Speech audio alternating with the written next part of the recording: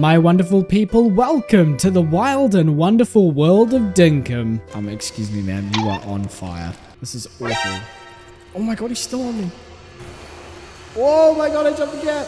Dinkum has been on my list of games to play for a while now, which is why I am stoked to say that the devs of Dinkum are sponsoring this video. How cool is that? Because they are celebrating the 1.0 release of Dinkum, and I have taken it upon myself to play 100 days of this outrageous Outback Town builder. You can play it right now by following the link down in the description, and you can also join the Dinkum Discord server through this link right here. If you do want to see me play more Dinkum, then make sure to leave a like on the video and to subscribe to the channel to let me know. But without further ado, this one is going to be a doozy, folks, so let's get right into it. Our journey begins in the drab, colourless town known as South City, a concrete jungle where dreams are not made of. It's pretty depressing here. I wanted out of here, and a woman named Fletch was my key to leaving. I was to accompany her to her old home of Dingledorf. Yes, I named it that. A great use of free will, if you ask me.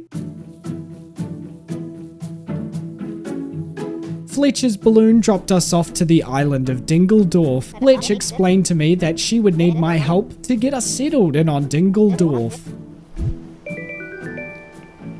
A base tent. And an island map. Wow. Alright, we got a base tent. I think let's put it like shoreside. That'd be kind of nice. Waking up to this beautiful ocean, you know, the sky. That'd be quite nice, I reckon. Once I had laid the base tent out for Fletch, she handed me my own tent. Good thing someone came prepared, otherwise I would have been sleeping under the stars. I found a place for my tent pretty quickly, so I popped into the base tent where Fletch was to ask what was next. She mentioned a traveling merchant named John. He's a legend, Fletch said. Rumor is he traded a paperclip for a steamboat once.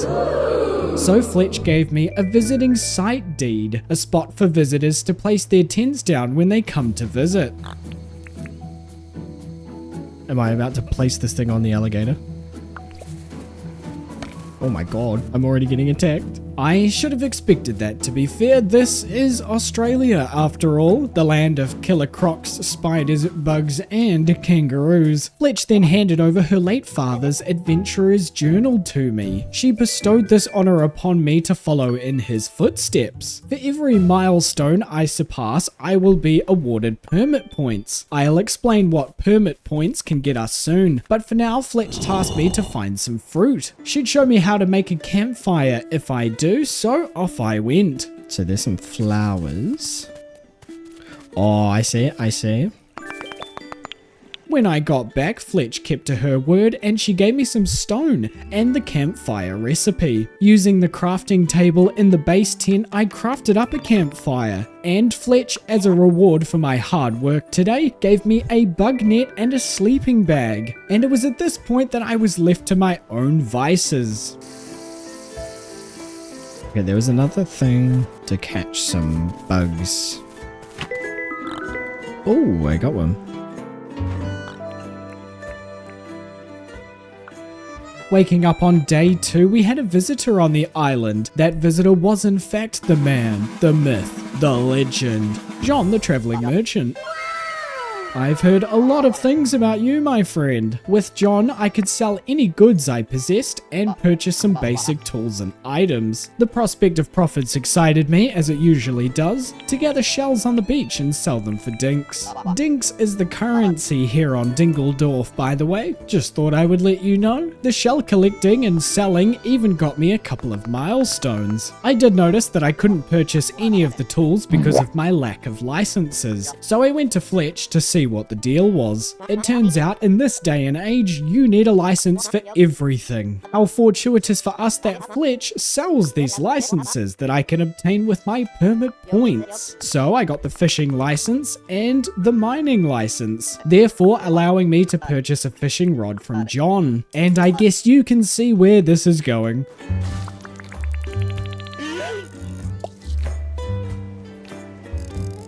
So you gotta reel it in when they're not looking.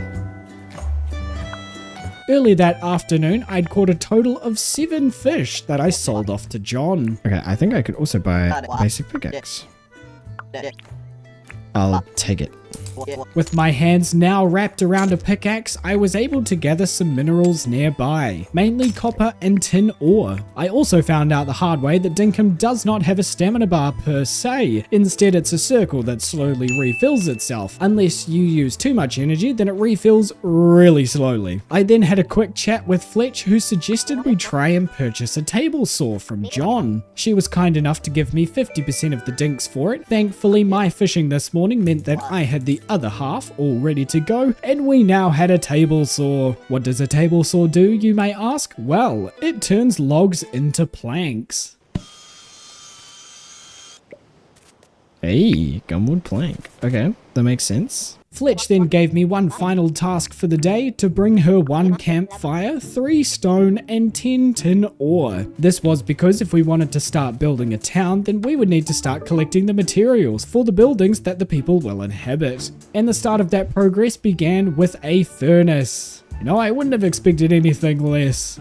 By day 3, my crude furnace had smelted 5 tin ore into a tin bar, and Fletch was very impressed. She suggested we try and get John moved into his own shop here on Dingledorf. That would certainly be an upgrade from his little tent, and I'm not saying size matters, but bigger is better. To do so, we would need to show him how much he's appreciated here on the island by purchasing his wares and gaining some relationship points with him. So I asked John if he needed anything from me, and he asked me to get him a copper bar, and I got a little bit distracted waiting for it to smelt. A gumleaf grasshopper. So eventually, after getting John his copper bar and selling all my shells and bugs, I went about doing some daily tasks for a little oh my god, I'm on fire. Okay, well, I started those daily tasks after I put the fire out. God, I'm not very bright, am I? Oh, hey there. Yeah, I'm just cooking up some raw meat that I found. Anywho, I learnt that you can't sell things to John after he's finished work, which is fair enough, I guess, so I decided to call it a day. A new morning on Dingledorf gave me another opportunity, an opportunity to gain some more relationship points with John. I did so by purchasing a hat from him. Just call me Poxiel Holmes. You know, like Sherlock Holmes? Anyway, now that John was on board to reside here in Dingledorf for the rest of his life, don't read the fine print, I now had the deed to build him a shop. So what did I do? I purchased the deed to build a bulletin board. Duh, of course I did. Why wouldn't I? Did you actually think I'd build a shop? Don't be silly. Once it was down, the town was now in debt. Oh no, it's the consequences of my actions. But you will start to see that this is the way things work around here, and we do have to pay off the debt before we can accept another deed. So I opted to fish to get some extra dinks and got stung by a jellyfish in the process. Ooh, ow. Oh my god, am I poisoned?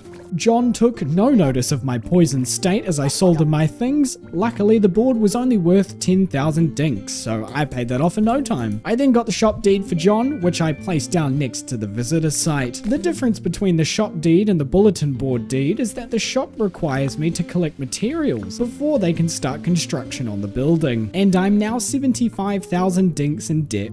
I love capitalism, and so I started to gather the materials that I would need.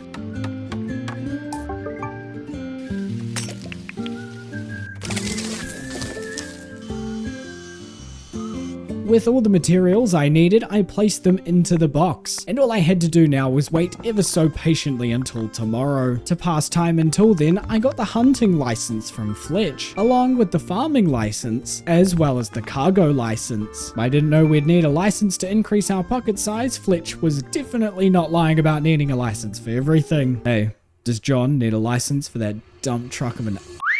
Sorry, that was uncalled for. Finally, I got the license for building bridges. I also passed the time today exploring more of the map and running around trying to make a spear. The disappointment of seeing that half-finished shot the next morning was very real. I was definitely expecting it to be done today. I would have to wait another day, and in the meantime, I started my day with some requests. John wanted some shells, and Fletch wanted something to eat. I handed over some cooked meat, and well, Fletch hated it, so that just really added up to my brilliant morning I was having. So I went out to collect some shells for John. I got caught up trying to fight a shark. I just thought you should know that. And I got some more milestones along the way. But eventually John did get his shells. A yellow hoodie. Hey, yo. Got a hoodie in the middle of summer? Sweltering in the Australian desert with a hoodie on may not have been the best idea. However, a storage crate on the other hand was a good idea. Now I have a place to store items I don't want to carry. Truthfully, I spent a lot of time looking for tin to even craft the thing. So by the time I crafted it, I had enough time left in the day to craft some gum logs to put down by the campfire. Before I knew it, we were right on to day 7. I'm pleased to say that the John Goods store was now open for business, and John was now stuck here forever for the rest of his life. He didn't read the fine print. Today was also the first day that I looked at the bulletin board. This is where you can pick up some extra requests from the townsfolk and see the calendar for birthdays and festivals. Safe to say I had some quests to keep me busy. I chopped down palm wood logs, those I gave to John. I then took on an alpha crocodile with my basic spear, which actually went surprisingly well. Dude, basic spear for the win. Holy. They've already got him down to half.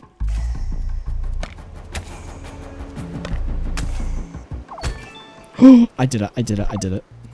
Killing an alpha croc on day 7 has got to be some sort of achievement, right? I'm not surprised though. People have described me as big, strong, and handsome. I should say I was also keeping an eye out for a certain butterfly for Fletch, but I'll save us all the trouble. I never found it. I did tell Fletch about the slaying of such a mighty beast, and I got a pretty big cash reward, putting us all that much closer to recovering our debt. I rounded out the rest of the day fishing around the island. The next day, I found someone by the name of Theodore visiting the island. Theodore seemed like the type of person who was fascinated by all things creepy crawly and swimmy swilly. It doesn't make sense, but you get the gist, right? I could get a museum built on the island, but I did need to pay off our previous debts first, so I waited for John to open up shop.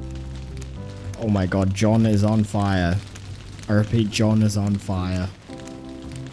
Alright, let's go, Johnny boy. To work you go. Your move, John.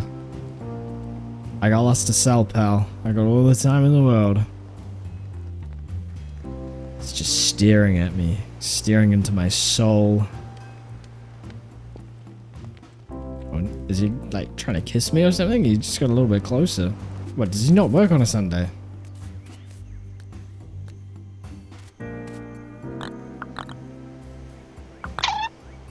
Closed on Sunday? How the hell am I supposed to sell all this stuff? Unable to sell or store my fish, I was left with no choice but to do some requests. So I picked bananas from the tropical biome to the north of the map, and I cooked them all in the rain. John was very pleased though. I was still a little pissed, but you know, it's okay. It was all water under the bridge, because the reward got me enough money to get out of debt for the shop. Afterwards, I got the level 2 fishing license. Thanks to all of the fishing levels I'd obtained recently, I went out for some copper in the late afternoon so that I could craft a copper fishing rod just before bedtime. Witnessing a murder was not on my day 9 bingo card. Damn, what a shame I didn't think of it. While I was yapping with Fletch this morning, she mentioned needing 5 permanent residents for Dingledorf to be recognized as an official settlement. I would care, but I got caught up watching a dingo-croco matchup. Okay, I do care. I was able to finally sell my fish to John this morning, and to show that I do care, I spent ages breaking rocks and terraforming the land with my shovel so that I could put down the museum deed next to my tent. I'm now 125,000 dinks in debt, but at least we're building a museum, people. That meant the rest of the day was spent collecting and gathering the necessary materials needed for construction. The last thing I did today was find John some mangrove sticks. I had to wander quite far out to find some, but that was no trouble for an outback explorer like myself. We're now 10 days into our 100-day adventure, and it's raining. I will admit, being in the middle of summer, it was quite nice actually. I began this morning collecting some milestones from yesterday, and meeting a new potential resident of Dingledorf, Reii. Reii seems to be very into her plants and farming. I think she's going to be a quintessential addition to the town. I offered my time and energy to do anything for her, and she asked me to buy a rattan cabinet off her, so I did. I got a nice little little addition to my tent and a quarter of a heart with her. Everyone wins. I then picked up a request from the bulletin board to slay an alpha jackaroo. This big, strong, handsome man has already taken down an alpha croco. How much trouble could this one be? Alright, gotta jump over there, dodge the attack. Wow. Wait, let me munch on some cooked prime meat.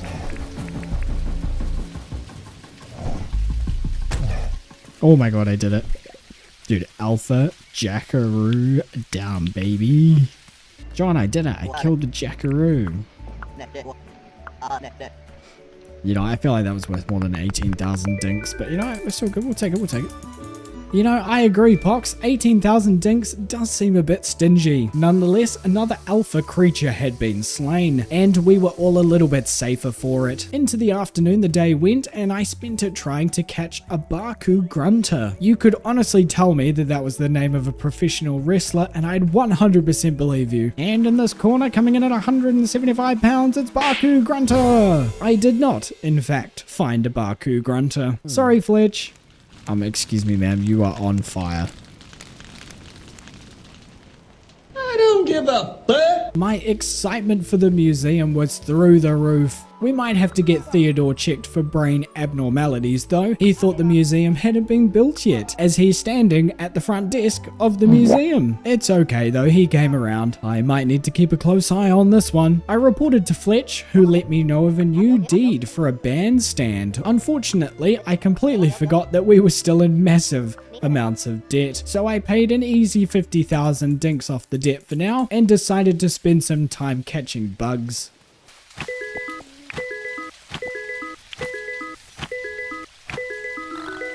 I was able to donate 7 little critters to the museum, not a bad start. Then I switched things up and did some fishing. Ironically, I caught a Baku grunter, which, you know, in hindsight's kind of funny. And after an afternoon of reeling in fish and diving for sea critters, I donated 9 more creatures to Theodore. The other great thing about donating, they give you 100 permit points per donation. We had a new visitor show up on the island the following morning. His name was Franklin, and he was here to research the old technology buried here on Dingledorf. I did notice that he can build me things, and I will be very interested to know what sort of things he can build. Anyway, he asked me to get him some shells, so that's what I did. I may have picked up more than I needed, but I got a milestone out of it. Franklin got his shells, and I sold the rest, so it was totally worth it. I then gave John 5 copper ore in return for 3 copper bars. Sucker. And Theodore a blue moon butterfly. And finally, I got Fletch a cooked bush lime. Not meat this time. No meat for Fletch. I learned that one the hard way. Something else I did today was take another 50,000 dinks off the town debt. My one goal on day 13 was to pay off the outstanding debt left over from the museum, and I did so by catching a bunch of fish, selling them to John, and bada boom, no more debt to pay. Okay, well that was very New York, and Dinkum set in Australia, so I'm gonna make this more Australian. Crikey dick, no more debt, mate. With our debts paid off, I decided to put us all back into more of it by obtaining the bandstand deed from Fletch. I had the idea to pop it behind the museum, however that required a bit of dirt moving, so I got to work. Once I was satisfied, down the bandstand deed went, and I got to work on the materials. There was one particular material, however, that I couldn't collect yet, and surprisingly, that was hardwood. And the reason that I am, as you see, collecting so many shells along the beach is so that I level up my foraging so that I can get the next license level to unlock what I will assume will be the copper axe. So I craft one to chop down hardwood to run through a table saw to turn into planks, so I can donate the hardwood planks for the bandstand.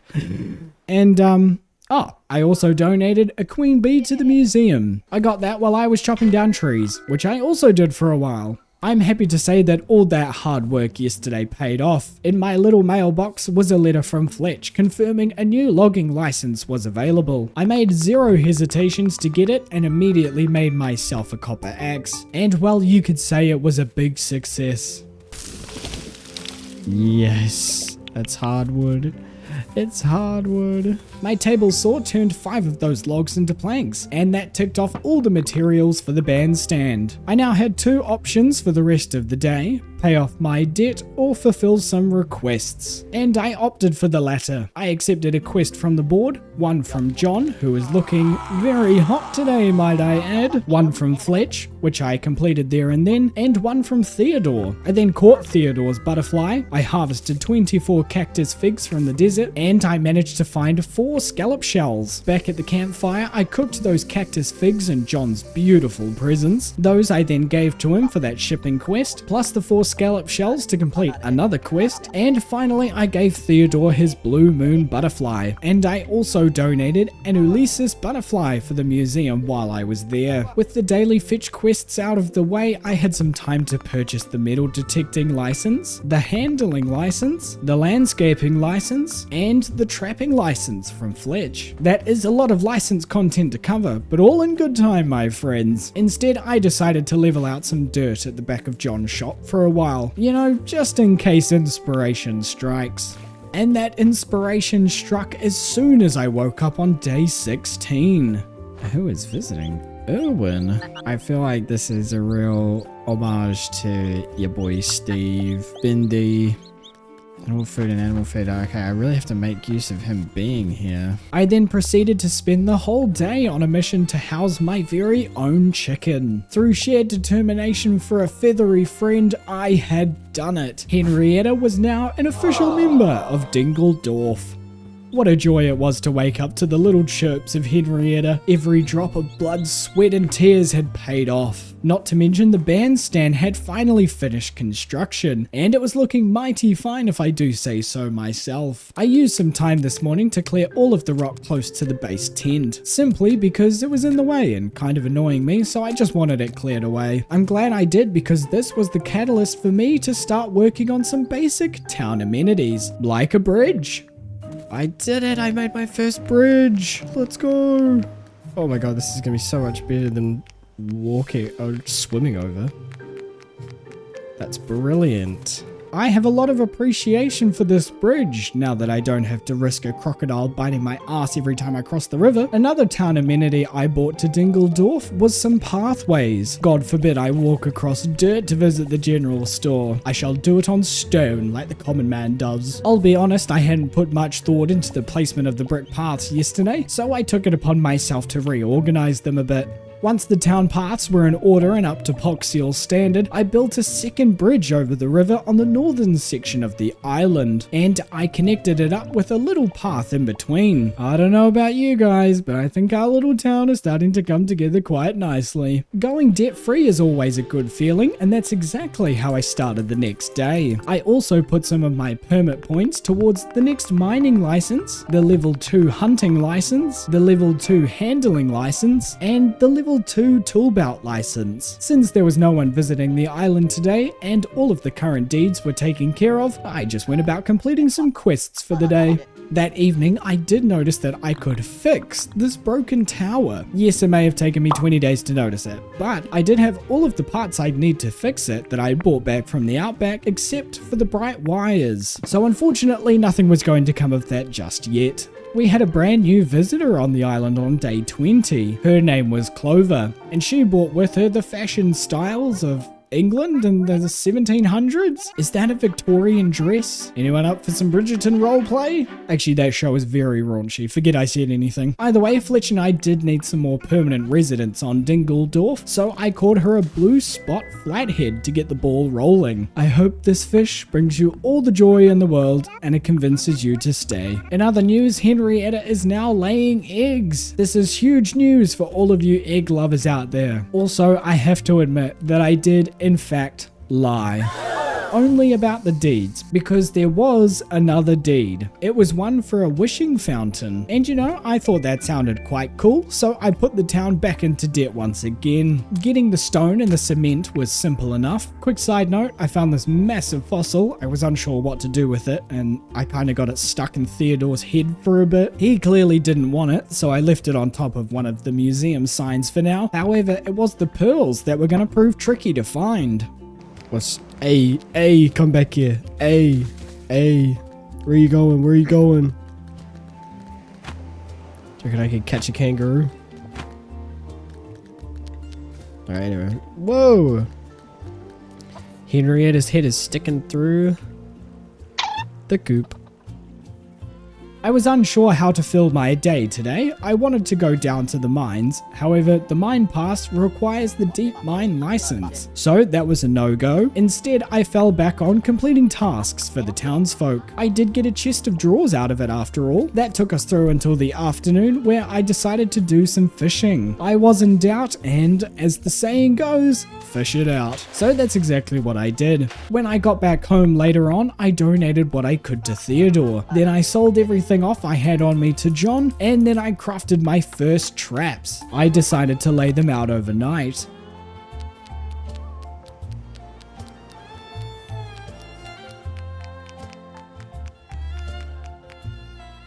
Okay, not quite. Okay, well, that didn't quite work out the way I wanted it to. I'm unsure how they work, what animals I can catch, and where to take said animals once I do catch them, but hey, that's for us to figure out, am I right? So I left the trapper life behind me for now because we had a new visitor in town. This fella's name was Max, and he was here to manage the fishing competition happening today. Wait a minute, a fishing competition? Gee, I really haven't been keeping an eye on the calendar. The competition involved catching the most amount of barracuda before 4 p.m. that afternoon. And I guess the only person I was competing against was John, so I got right to it. Yay, there we go. A goatfish. Nice. Come on, get it. Yes. Nice. The final score that I logged today was 7 points for the 7 barracuda that I had caught. Just 1 point above John. A prize in the mail. Or you can buy the fish. Holy shivers. 189,000 dinks. Oh my god. I'm balling right now. Just like Max had promised, I received my gold trophy in the mail the next morning. Suck on that, Johnny boy. Over the next couple of days, I searched the ocean far and wide for pearls. They are not easy to find, and I only needed 5. But midway through day 24, I managed to plunder the final pearl. Yay! Holy jeepers, that took a while. I finally have 5. I'd been at it for a while, can you tell? After hauling myself back across the map, I was finally back home. I placed the pearls in the box for the wishing fountain, and I finally had some time to myself. I used that time to donate some things to the museum. I used some of the barracuda money to get us back out of debt once again, and I found myself completing a fetch quest for Clover, who was here visiting the island again. She actually had some regular clothes for sale this time, and I think it was time for a wardrobe change. Oh my god, I am looking stylish. Look at this. I'll just slow little pan for us all. Hey yo, he kind of fire. He looking fire. He got that. Hey yo, he got that drip though. The wishing fountain was finished by the following morning. Unfortunately, a wish in this fountain costs 150,000 dinks.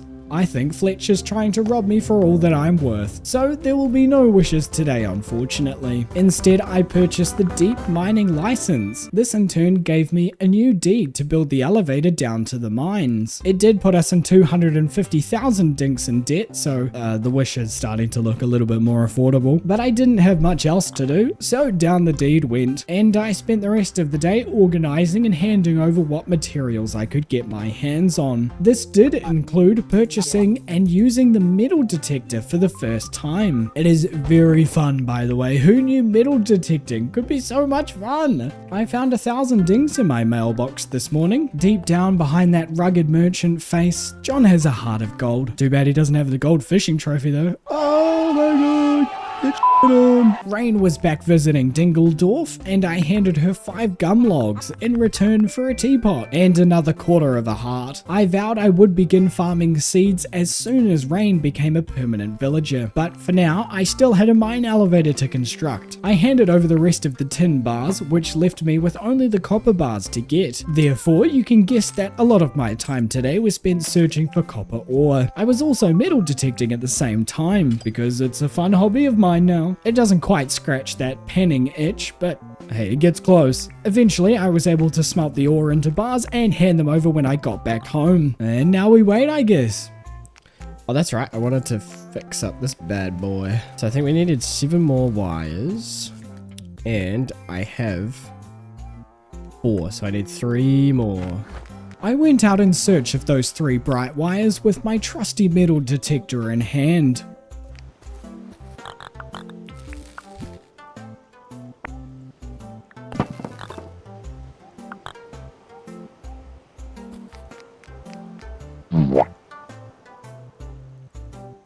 Okay, what does happen next?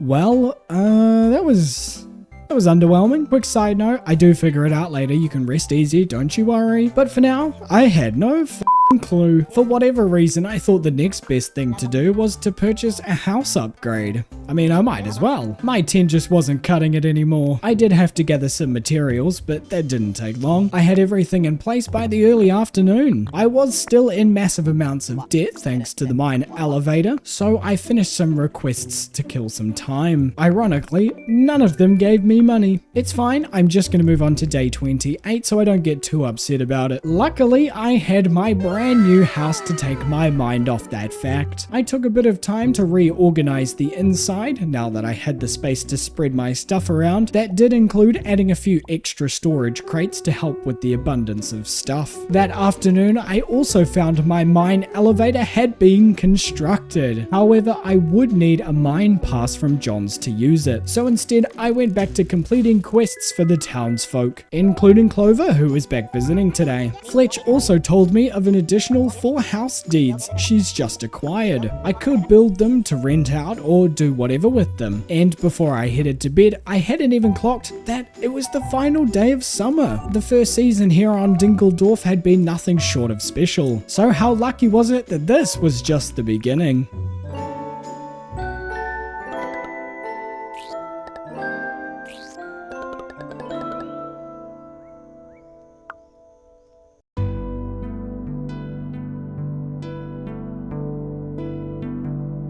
To celebrate the first day of autumn, I thought I would explore the mines for the very first time. I had my pass from John's ready to go, and I opted not to bring a torch with me, because who needs a torch, am I right?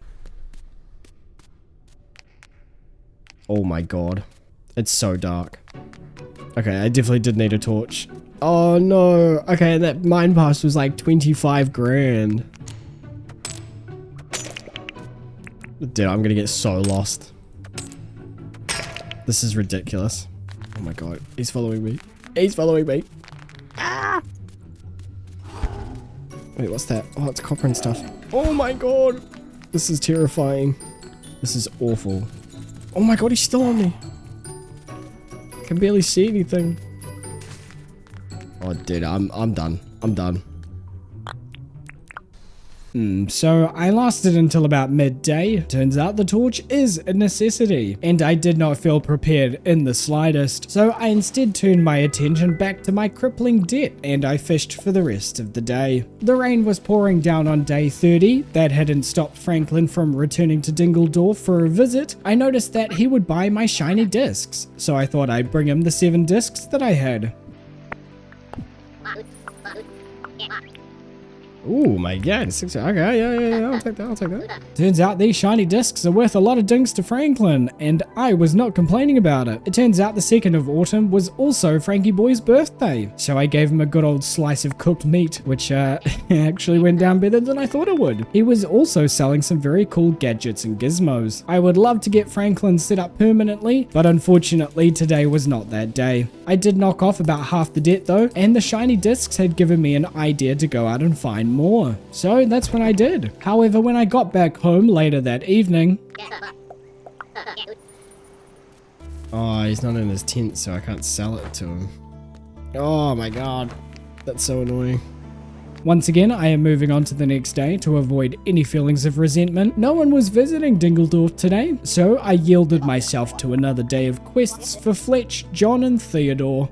In another attempt to get out of debt, I sold some quartz to John and I got about 11,000 dinks for a stack of roughly 50. And you know what? That convinced me to go and gather quartz all day long in the desert. I returned home later on with 220 quartz, which I sold for 40,000 dinks. I'll admit, it's not too shabby, and I fished up until bedtime. In fact, I continued to fish on to day 33. I only had 21 grand left to pay off, and the fish seemed to be working. I had been casting my rod all morning, which meant when I sold everything off to John that afternoon, I was given 36,000 dinks in return. More than enough to pay our dues. I noticed I had accumulated quite a number of permit points too, so I put them towards acquiring the level 2 commerce license for a 10% increase on returns when selling items, and afterwards I returned to the world of trapping, since I realized that I could build a trap collection point, and that kept me busy for a while.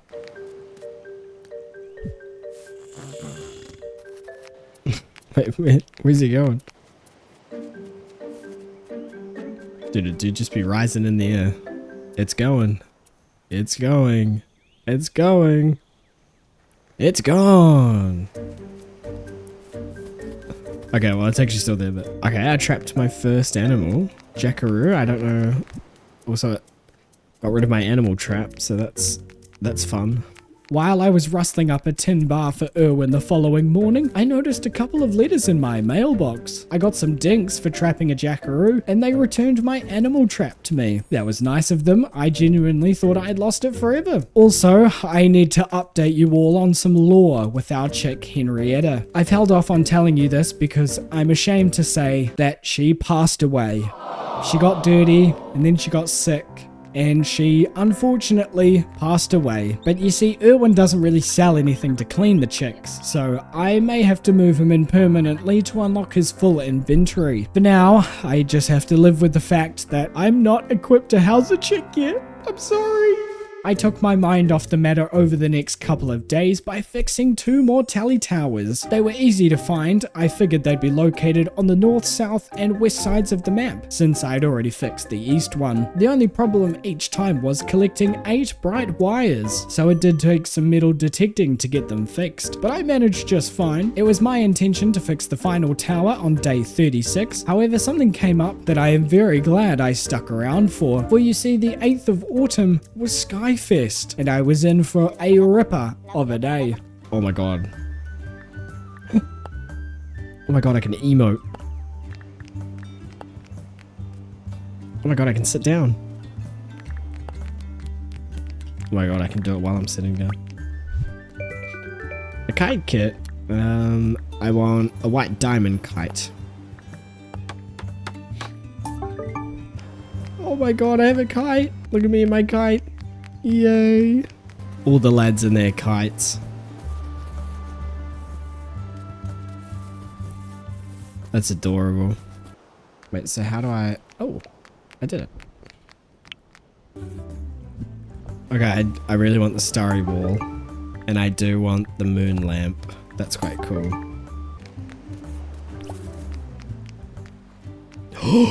Oh my god. That is brilliant. That is brilliant. Oh my god, look at the aurora. Oh, that's so cool. I'm gonna put it like this way. Little searchlight. Dude, this is so sick. Unfortunately, all good things do have to come to an end. Skyfest was no exception, but exciting things were still happening this morning, like the fact that I got some pumpkin seeds and basic farming tools from Reii, and I started a little pumpkin patch behind my house. I also found the 4th and final tally tower to the west of the map. I then proceeded to spend the whole day searching for bright wires to fix it, and our reward for fixing it was... nothing. Well, nothing right now anyway. Did I just waste 3 whole days of my life fixing these towers? I guess we'll find out soon enough. It only took 38 days, but I could now say that I had crops to water this morning. Look at us go. Asking people what they want and then going out and getting it was at the forefront of my mind today. I managed to finish a couple, which is doing wonders for my relationships. Clearly, it hadn't just quite clicked for me yet how to convince more people to stay. It's been me, John, Fletch, and Theodore for quite some time now. Speaking of convincing more people to stay, Erwin was back. He bought my mighty sandwich I had in my pocket for 65,000 dinks. Erwin doesn't mess around when it comes to a good sandwich. Despite the death of our beloved chicken Henrietta, I decided once again to try and raise a chick. This one I named Juliet, and I bought 40 animal food in hopes that keeping her fed will do more for her than it did for Henrietta. Place your bets, people. I've got high odds on Juliet not making it to winter. Anyway, I accepted a request from the bulletin board to go and investigate something Fletch had seen fall out of the sky. Turns out it was just a satellite. It was on day 40 that I decided to bravely venture back down into the mines. We love a bit of exposure therapy. This time I was armed with a torch and I was prepared to stay much longer than I did last time. Ooh, this is iron. Oh my god. Oh, take that. Whoa. I'm nervous. Last time I was around one of these, I got chased back to the mine entrance by a bloody wombat looking thing. What is that? Okay, oh, I really want to take these lamp posts because they're gonna look so cool around the town.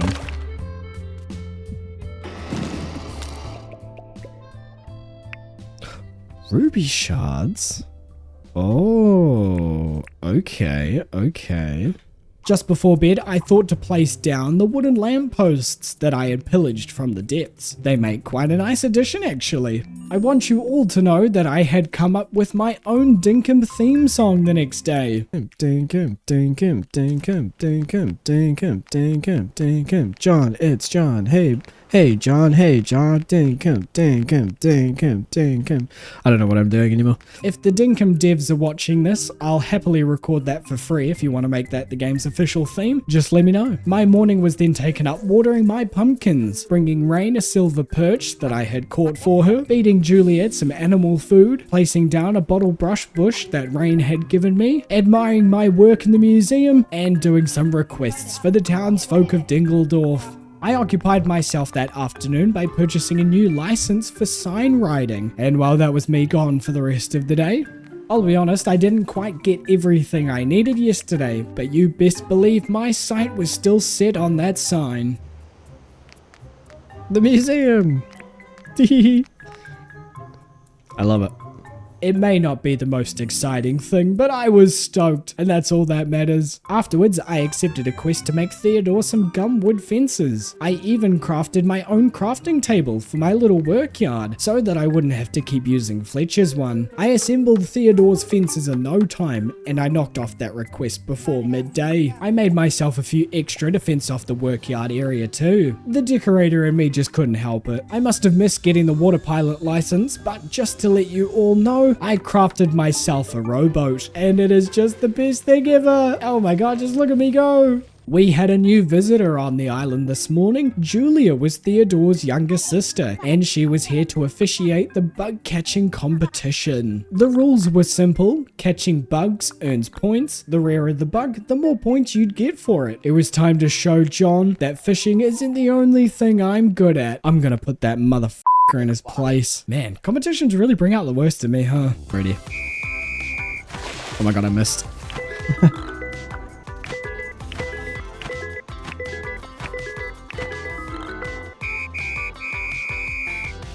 Oh yeah, I'm gonna give her all of these. 73,000 dinks. I'll take that.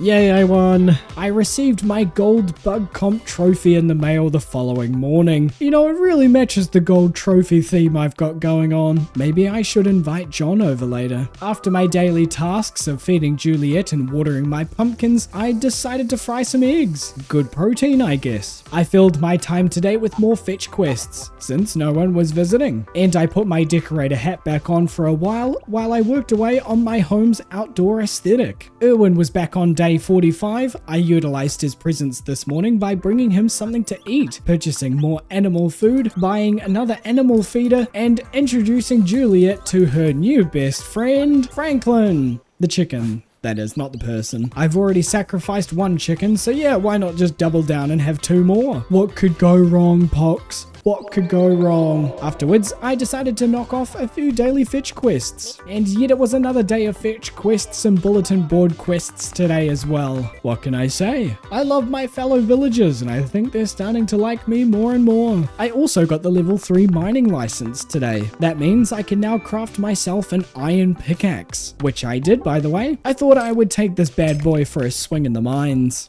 I'll tell you one thing about my little pumpkin patch, it was coming along quite nicely. Just look at all of these wonderful pumpkins growing in my backyard. Rain would be proud. Speaking of, she was here to visit again today, and it was in my best interest to get her to stay in Dingledorf. I needed more permanent residents. There's only so many times I can thrash John at these competitions before it gets boring. So I went out of my way to get her a red mushroom from the marshlands, and when I got back, all of a sudden she was keen to move in. I don't know how that happened, but I was stoked nonetheless. Finally, another villager. I immediately put the plant store deed across from the bandstand and I got to work on collecting the materials.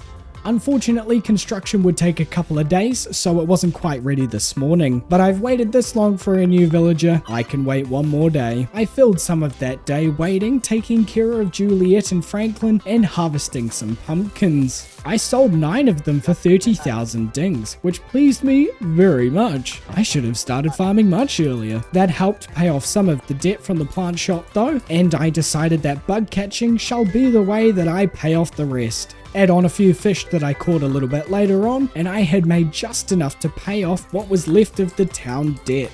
The next morning, I began harvesting a couple of leftover pumpkins from my little patch, and I let Mother Nature water the crops this morning. Franklin, the person, was visiting Dingledorf today, and I'll be honest, I did look up what I needed to do to convince him to move in permanently. I know, sue me. I just needed some extra help, otherwise you'd be watching me play 100 days of fetch quests, because I would have assumed that it was based on heart points alone. So actually, you should be thankful. I got 126 grand from the 13 shiny discs I had on me. I think I needed to spend 190, which did include the shiny discs, so it was pretty close. I had the hearts I needed with them too. I then bought a repair kit and the blueprint for a sailboat to boost the money spent, and finally I gathered all the materials I would need to commission a quarry, which was a whopping 70 grand. But the son of a gun just wasn't budging. Until about a minute later I went back to talk to him, and then he told me he wants to move in. Persistence is key, it seems. So I picked up Franklin's lab deed from Fletch and I got it placed down below the chicken area.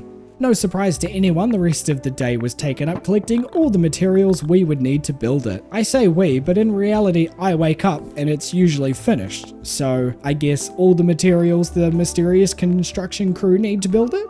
My wonderful people, it's day 50. We're now halfway through this outrageous outback adventure, and to celebrate, I got to move lots of dirt around with my shovel. Okay, well, it's maybe not the most magnificent celebration, but I was able to make room for my quarry I had ordered from Franklin. Naturally, I placed it beside the mine elevator, because that makes sense in my head, and I hope it does in yours too. I waited around for Rain to open up her shop in hopes that she might sell grass seed. I was thoroughly disappointed. So I gave up on today and went to bed. Not to worry, it's day 51 now, and Franklin's lab had finally been constructed by the mysterious construction team. Great news for the population of Dingledorf, which has shot right up from 5 to 6. We'll be a city in no time. I also noticed the quarry had lifted a copper ore node from the depths. That'll be nice to be getting some minerals without having to risk my life for them. I was chatting to Fletch afterwards and she mentioned upgrading the base tent into a town hall. She would even cover the cost, I just have to get the materials. And then she gave me a solid gold jackaroo statue. Now this is certainly a wonderful addition to the town. I then got to work on the materials needed for this town hall upgrade, which which kept me busy for a while. That afternoon, I was visiting Franklin's lab when he started up about the tally towers. He mentioned a new deed for a tally pad, and I didn't really know what they were for, and I was still in debt from the lab, so I guess I'll be kept in the dark a little while longer. So I knocked off some fetch quests in the meantime, and just before bed that night, I figured out how to replant trees. I'll tell you one thing, that was a real game changer. From a humble base tent to a full-on town hall, Fletcher's base of operations was looking very spiffy. She did mention an additional deed for a town bell, which I'm sure I'll crack into later, because unfortunately the town debt was sitting just above 200 grand. So I utilized my rowboat for a couple of days to do some fishing out in the ocean. There's just something very peaceful about fishing off an old wooden rowboat. The 2 days I spent fishing out at sea gave us just enough dinks to get back in the green. That's it. Max. Boom. Dunzos. We are debt free, baby. Debt free. Let's go. I decided to switch things up a bit on day 54. No deeds, no fetch quests, and no debts to repay. Just a man building a little garden behind his house. And that man was me. And once that garden was up to standard, I planted down some corn to get us started. It grows into the winter, don't you worry, just in case you noticed the day number and thought, Pox, haven't you learned anything from Stardew? And look, it isn't the biggest garden, but it's cute, and I think it's the perfect use of my backyard space. And I love it, so back off. I got to meet a new potential villager this morning. His name was Melvin, and he is clearly a big fan of all things furniture. After watering the corn in my garden, I was surprised to see poor Juliet and Franklin still hanging in there. Despite being quite sick, I'm still feeding them in hopes that by the time Erwin moves in, I can purchase some cleaning supplies. Until that day, I filled this day with a bunch of quests for the wonderful townsfolk of Dingledorf. This was then followed up with some more tree planting, just to really spruce things up. Get it? Spruce? Like the tree, you know? You know what? My wife laughs at my jokes, and that's all that matters. You may also notice a bit of a wardrobe change for the final day of autumn. Someone yesterday gave me googly eyes, and I loved them. They're staying on. I will be taking no further comments. I popped by the town hall to grab some licenses from Fletch, specifically the animal processing license to turn milk into cheese, the waterscaping license to craft waterbeds for waterfalls, and then I planted a couple of trees around my house, because why the heck not? I used some grass seed to cover some of the dirt still showing around town. Then I parkoured across some fences and managed to get on top of John's store, because parkour. And that, my friends, is how I spent the final day of autumn. With the colder weather just around the corner, I was very curious to see what winter would look like in the outback of Australia, and dreading it all at the same time. I like my footsies to be nice and warm. That being said, I was very excited to continue my Dinkum adventure. So let's keep it going.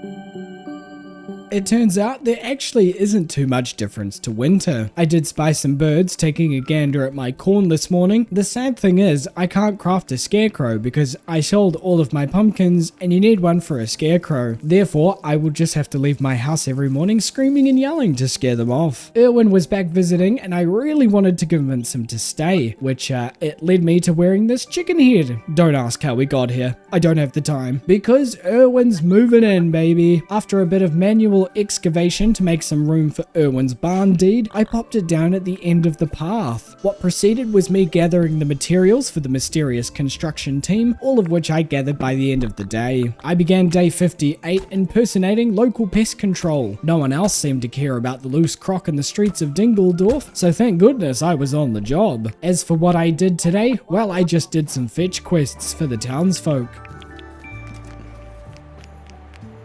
Oh, okay, now it's looking a wee bit more wintry. It's snowing in the outback. Well, I've eaten my words, haven't I? I have in fact eaten my words. The only thing rarer than snow in the outback is finding someone who likes Clint. That one was for all of my Stardew regulars. Despite the snow, Erwin's barn was built and he was now tallied on to Dingledorf's population. Also, I learned how to throw snowballs. Not important information, but information you should know nonetheless. As for any productive tasks that I did, I bought a cleaning brush for my animals. For those who took the bet that Juliet and Franklin wouldn't make it to winter, pay up, you cold, heartless monsters. And I dabbled in some more manual labor, moving dirt to make space for a future building opposite Franklin's lab. There's nothing quite like starting a new day by making a crocodile tooth covered bat. And hey, look at that, I have a crocodile tooth covered bat. That was because I had reserved day 60 for another excursion down in the deep mines.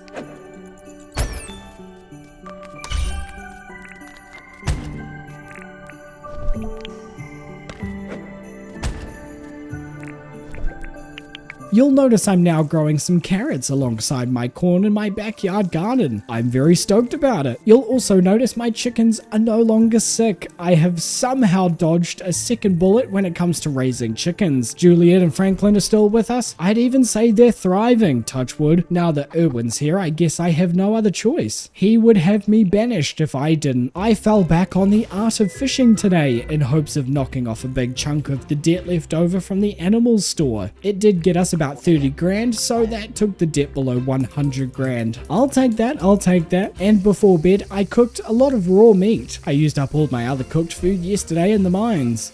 When I woke up the next day, I happened to have a letter from Theodore jam-packed with 10,000 dinks. It read, "I think you might have dropped this at my place the other day, and God bless my humble soul. I wanted to see if I could give it back to him."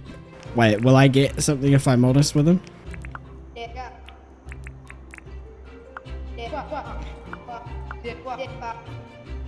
Okay, no, that's fine.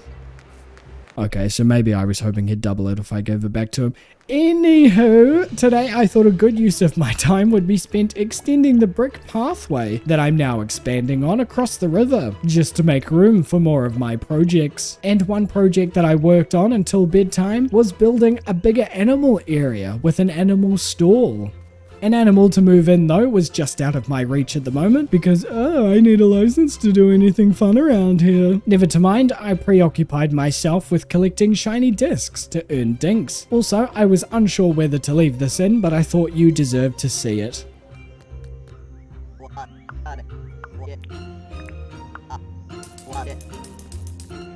Alright.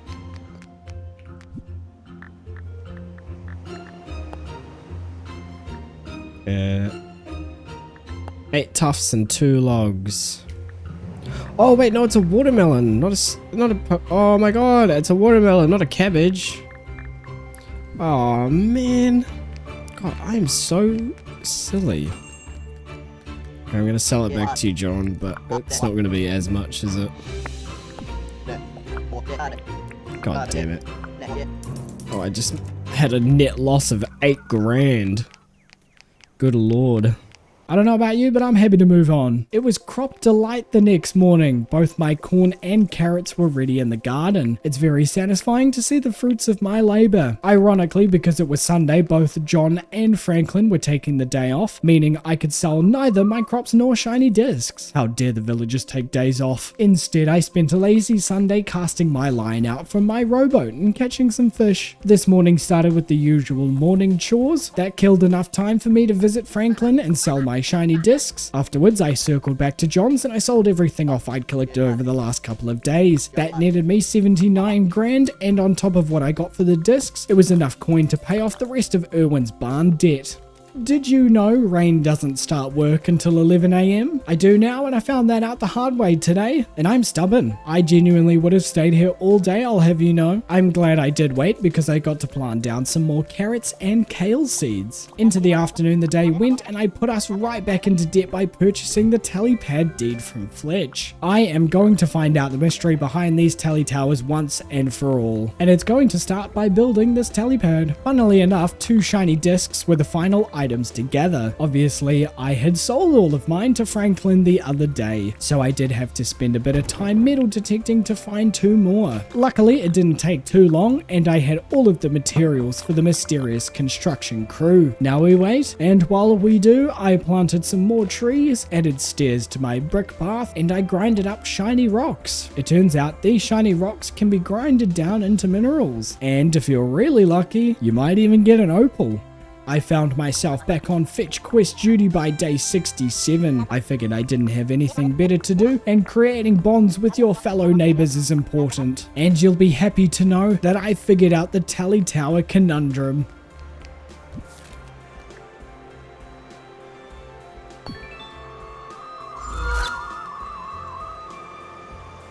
Whoa! Oh my god, and then I can go all the way back home. Okay, this is sick. That's sick. So that's what it does. Okay, you are not gonna leave me alone, are you? With the knowledge I now possessed, I made use of this wonderful teleportation system to transmit myself to the western side of the map, where I fished the day away. Why? Actually, because I had mentioned wanting another house upgrade sometime soon. And with a house upgrade, you do need to pay the money up front. 10 bar, 10 bar, 10 bar. You can never have enough 10 bar. True that, my friend, true that. You know, John just really gets me. Once my morning chores were taken care of this morning, I finished a small request for Sally. She is somewhat of a hairstylist. Well, she is a hairstylist, and I'm keen to try and get her moved into Dingledorf. And that is why my hair is purple. It's been purple for a while though, hasn't it? And I just haven't noticed, and I never brought that up. That just happened a while ago. And you're probably thinking, why is Pox's hair purple? Yeah, that's my bad, sorry. One thing that I did not miss out on today was me purchasing the level 3 handling license. This would finally allow me to purchase a Pleep from Irwin, and I could pop down Perry the Pleep in my big animal area. It took me long enough, but late is better than never. As the day progressed onwards, I accepted another deed. This one was for the town bell. Clearly I didn't care much about that house upgrade anymore, but I did hand over all the materials for the mysterious construction crew. It was still a work in progress, as you can see, so I used day 70 to sell off some eggs, corn and kale to John, and I was about 30 grand off being able to pay the bell debt in one fell swoop. So I teleported myself to the northern tower on the map, and I fished to my heart's content. Okay, so I can get out of debt, and I will still have a little bit left over. That's what we like, that's what we like. And then...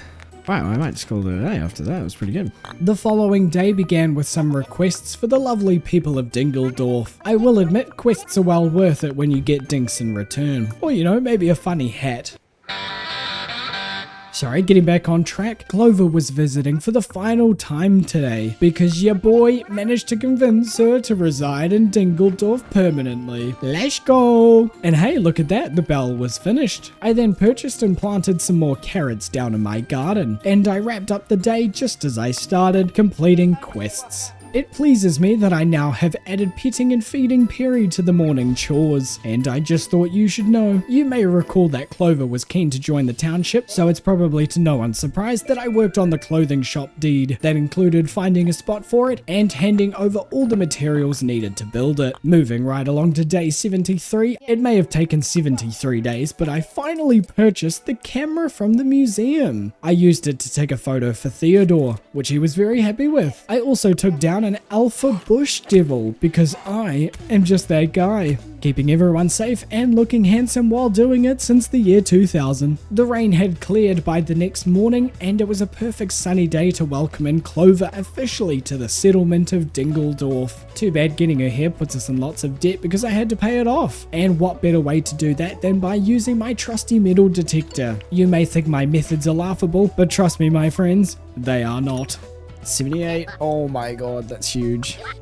40,000. So that was just over 100 grand just from like metal detecting. And it did put us out of debt. We were back in the green, baby.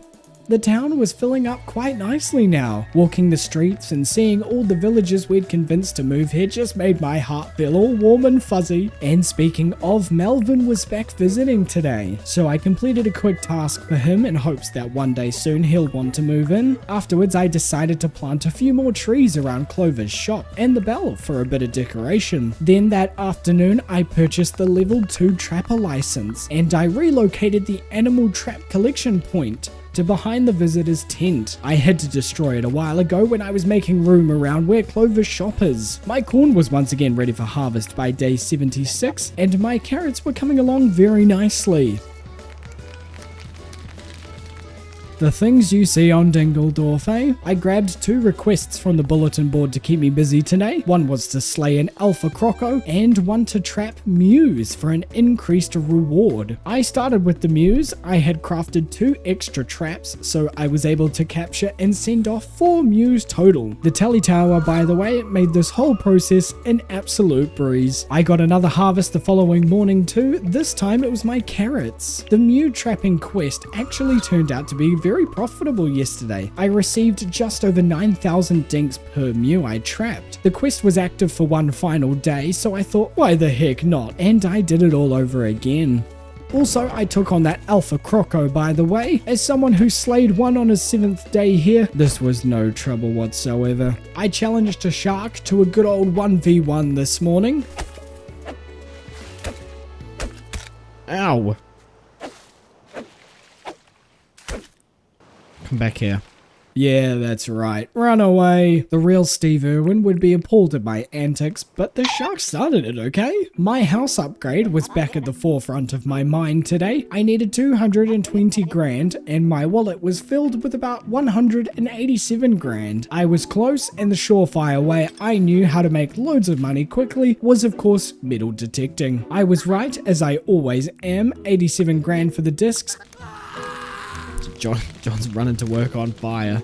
and 86 for the rest put me way over the line. Fletch obliged to giving me my house upgrade, and I got to work gathering all the materials. It did surprise me that it wasn't as material heavy as I thought it would be. That was until I did this. No. It wasn't hardwood, it was palm wood.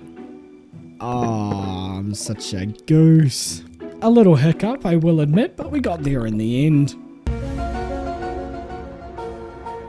And would you look at that, shoo-wee! Look at all of that interior space. We've got room for all sorts of things. I did spend a bit of time reorganizing, as one does when your house gets bigger. Afterwards, I wrapped up my usual chores before taking on another Alpha Bush Devil. Day 81 I reserved for another trip down the mine elevator. Mama needed some minerals, and nothing was gonna get in her way. I had a letter waiting for me the next morning from John. He was just writing to say that it was nice talking to me the other day. Aw, that's nice. That's nice, isn't it? Sally the hairdresser was visiting again today, and I got her a fly of all things. Hey, she wanted one, okay? I was then having a chat with Fletch, who brought up the idea of building a bank. I'm not sure what brought that on, but I'm keen as a bean to build a bank. But I decided to stick with my original idea of a requests day, purely because I like gaining the affection of my fellow townsfolk. But tomorrow, which is now today, was the perfect day to get working on the bank. Firstly, I had to find a place for it. Banking with a side of cute animals. Absolute perfection. Next was to gather all the materials. As per usual, I had them all sorted by the mid-afternoon. Can you believe it, my wonderful people, but we are already at the end of winter. Time really flies when you're building a town, fighting off alpha crocos and bush devils and trying to stay financially above water. I spent the final day of the season completing a fetch quest for our guy Melvin, who was visiting, and taking down yet another alpha bush devil. Only a true Aussie can say they finished off an alpha bush devil with an axe. Therefore, I am declaring myself an honorary Aussie. You're welcome, Australia. You are lucky to have me. With only 16 days left to go, it feels very weird to be saying that we are headed into the final season, which is spring and not winter. Australians are funny like that.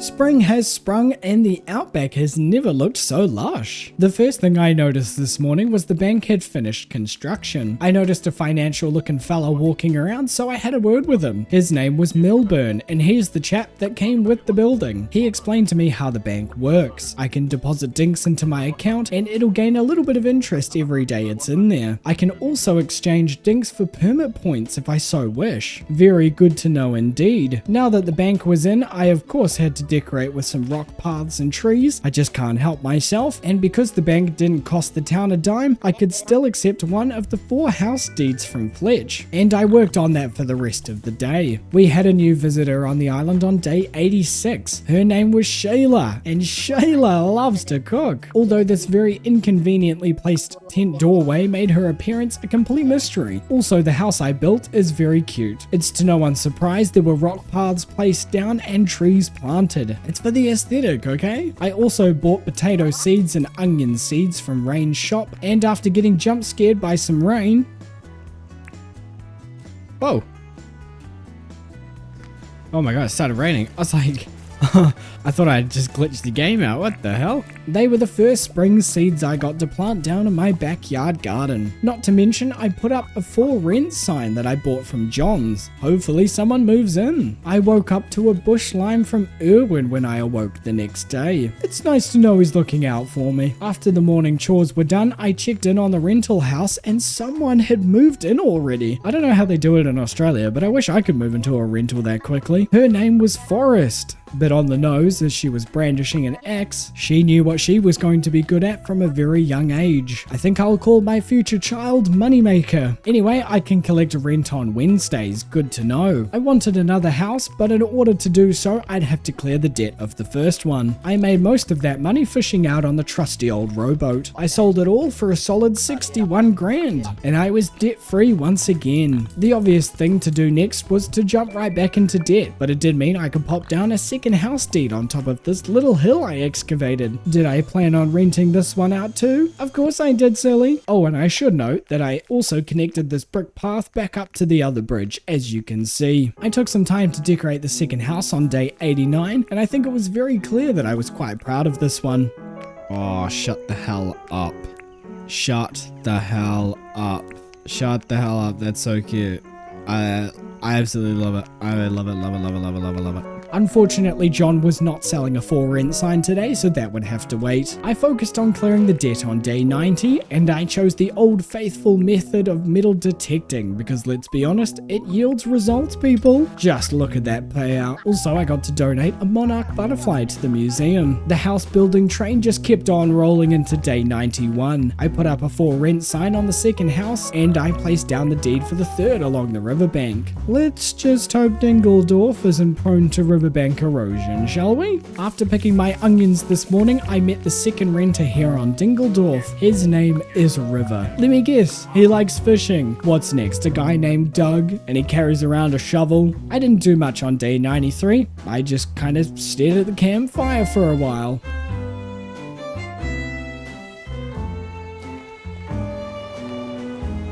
I would love to skip right ahead to day 94 though, because I had the biggest revelation I've experienced across these last 94 days. Whoa, what's this thing?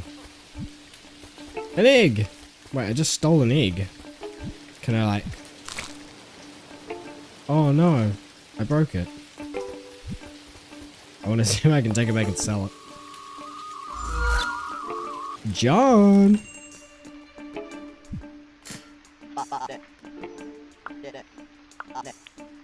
Oh my god, 14 grand! Wait. This is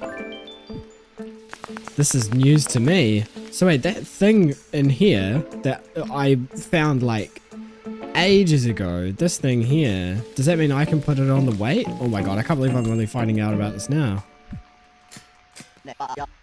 A nice fossil. Holy sh! 116,000 dinks! Oh my god!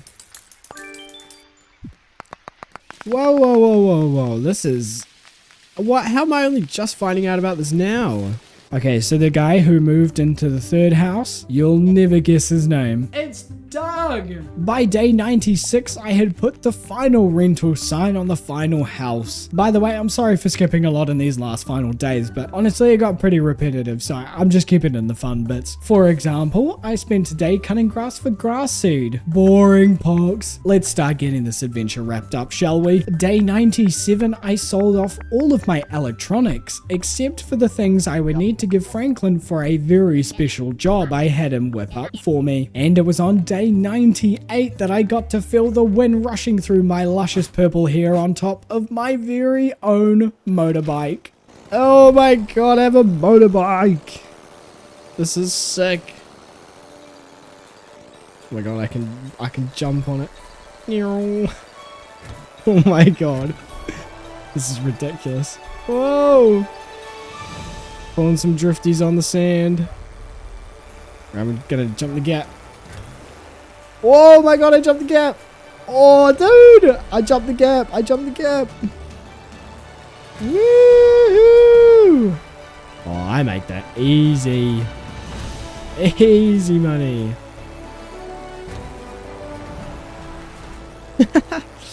Oh, Oh, Franklin, you made a big mistake giving me this one, giving me this one, buddy. Day 99 was a real mood shift. The rain was pouring, and I decided to walk the streets of Dingledorf for the final time. Who knows, maybe it won't be the final time, but as of right now, I wanted to slow down a bit and take it all in, to see the wonderful town of Dingledorf in all of its glory. I know it probably isn't the most stunning town you've ever seen, but I think it's full of charm, and that's exactly what I was going for. That leads us on to day 100. Now, usually it is tradition in my 100-day videos to soak in a spa somewhere to reflect on what has been the last 100 days. But Dinkum, as far as I'm aware, does not have a spa available to me at the moment, so I guess we'll just have to settle for dipping my toes in the ocean. Looking around yesterday just reminded me of how far we've come since initially arriving here on Dingledorf all that time ago. We've created our own little town, explored deep mines underground, battled the wildlife, trapped it, and raised it all at the same time. And I have thoroughly enjoyed my time here in the world of Dinkum, and I hope you have enjoyed watching the last 100 days too. Maybe I'll be back to do another 100 days, but for now, I think I'm just gonna relax for a bit. I might invite John over to share some bush limes later.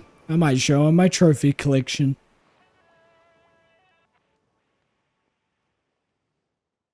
There you have it, folks. That is 100 days of Dinkum done and dusted. I just wanted to shout out the devs again for sponsoring this video. I had no experience playing the game before the 1.0 update, but it is a fantastic game. I tried to incorporate as many aspects of the game as I could into the video, all while learning how it all works at the same time. And if you do want to pick it up for yourselves, then follow the link down in the description below. Before you do though, if you did enjoy the video, I'd appreciate you liking the video and subscribing to the channel. It really does help me out a lot. Thank you for sticking around this long if you are still here. And with that, my friends, well, there's not much else to say except you're all wonderful people, so have a wonderful day. And thanks for watching.